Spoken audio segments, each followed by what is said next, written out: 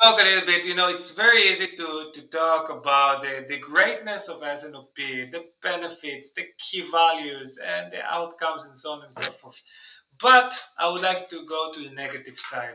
And I would like to discuss a little bit about how to address resistance to change, all those, pushbacks that we keep seeing in S&OP implementations.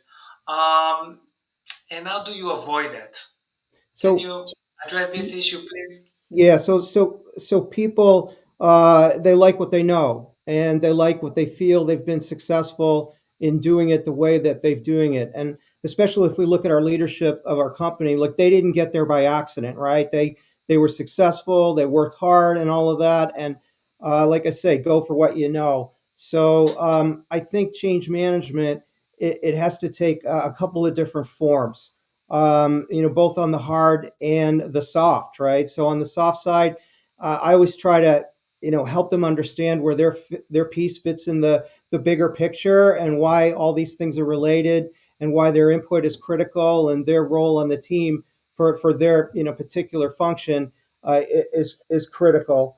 On the there's what's in it for me, right? The with them, right? If what are they going to get out of this? What's going to be better for them and their group and their customers and their business, et cetera? That's got to be illustrated to them.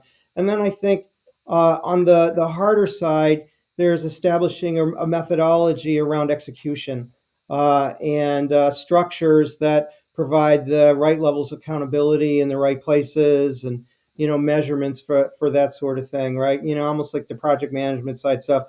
These things really got to work together. But as I say, it's important that we get our leadership team, and you could have your driving executive, your CEO or your general manager driving it from above. You're going to have to do that in some cases, but let's also bring along our vice president, CXO level below that with how they fit and what it's really going to benefit not only for them but for the company in general. They're all under so much pressure to deliver results.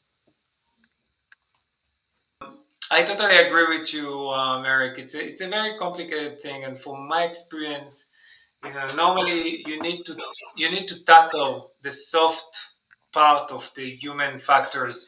You really need to speak differently to marketing and sales and supply chain and manufacturing, and you need to kind of sell the S&OP concept for in the what's in it for me for each function individually. And it's more like art than science. And from my experience, that reduces the pushback level significantly.